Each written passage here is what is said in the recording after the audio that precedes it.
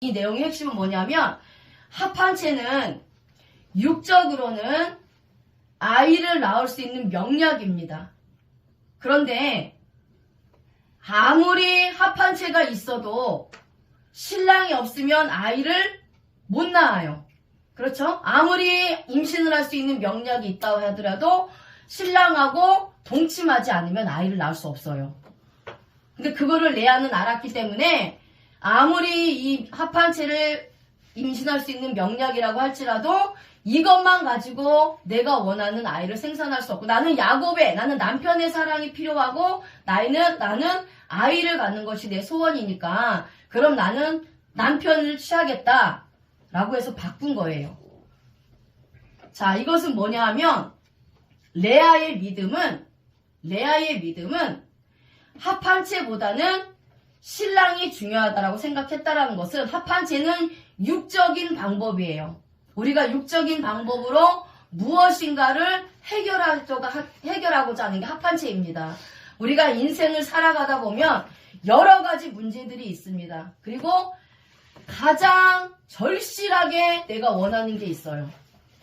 계속해서 소원하고 간구하고 원하는 것이 있습니다. 나에게. 그런데 그것을 해결할 수 있는 것이 내 주변에 있는 거예요. 돈이 될 수도 있고 명예가 될 수 있고 영광이 될 수도 있고 내 스펙이 될 수도 있고 내 지식이 될 수도 있고 내 방법이 될 수도 있습니다. 그런 문제들을 내가 내 스스로 내 방법으로 해결하려고 계속해서 노력을 하는 게 합한체를 가지고 있는 거예요. 그런데 레아는 그게 중요한 게 아니라 내가 아무리 내 힘과 내 뜻과 내 열심을 가지고 내가 지식이 있고 스펙이 있고 부자고 명예고 영광이 있다 할지라도 내가 실제 원하는 임신을 할 수 있게 해주시는 분은 하나님이시라는 겁니다. 그러니까 하나님을 믿어야 된다라는 그러한 믿음이 있었기 때문에 레아는 이 합한체를 버려버린 거예요. 근데 라헬은 레아보다 스펙도 좋았어요. 훨씬 더 예뻤고 똑똑했고 스펙도 좋았습니다. 그래서 야곱이 라헬을 더 좋아했던 거예요. 그런데 라헬은 아이가 없기 때문에 아이는 없지만 신랑이 있잖아요. 그렇죠? 야곱이 있단 말이에요. 그럼 야곱이 있으면 때가 되면 하나님이 태문을 열어주셔서 아이를 낳게 해주신단 말이에요. 그런데 아이를 낳겠다는 그 하나에 딱 꽂혀가지고 무조건 이 합한체를 내가 가지고 있으면 아이를 낳을 거라고 생각을 한 거예요. 그러니까 합한체를 갖고 야곱을 버린 겁니다. 야곱을 포기한 거예요. 그럼 아무리 합한체를 가지고 있으면 뭐합니까? 야곱이 없는데 신랑이 없잖아요.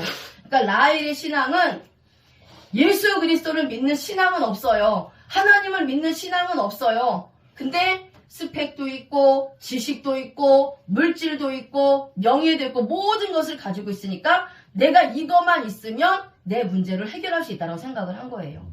사람들 쫓아다니면서 이게 두 신앙의 차이예요. 레아는 육적인 게 부족하고 내 스펙 내가 좀 부족하더라도 내가 사람을 의지하고 세상적인 방법을 의지하는 게 아니라 내 신랑 대신 예수 그리스도를 믿고 나에게 태문을 열어줄 수 있는 하나님을 믿는 신앙이었다면 라헬은 나 그런 거 필요 없어. 예수님이 뭐하러 필요해. 나한테 합한체가 있는데 내 지식이 있고 내가 물질이 있고 내가 스펙이 있고 내가 잘났는데 내가 예수님이 뭐하러 필요해. 내가 하나님이 뭐하러 필요하냐고 해서 하나님을 믿지 않는 신앙이 라헬이었단 말이에요. 그런데 이 결과가 뭐냐. 레아는 합한체를 라헬에게 주고 그리고 나서 야곱과 동침해서 자녀를 3명을 낳습니다. 그게 스불론하고 납달리하고 디나를 낳아요. 그런데 라헬은 합한체를 취하고 야곱 신랑을 레아에게 줬잖아요. 언니가 3명을 낳을 때까지 자녀를 1명도 낳지 못합니다. 자, 이것을 제가 준비한 이유는 우리가 예수님을 믿지 않는 신앙과 예수님을 믿는 신앙이 있어요. 그리고 육적인 신앙이 있고 영적인 신앙이 있습니다. 그러면 우리가 아무리 이 세상에서 내가 절실하게 원하는 거, 내가 정말 마음에 간절히 소원하는 것이 있는데 그것을 내 힘으로 해결할 수 없다라는 것을 인정해야 된다는 거예요. 그래서 레아는 그걸 인정했다는 겁니다. 그래서 그것을 인정하고 내가 예수님을 믿고 나의 생명의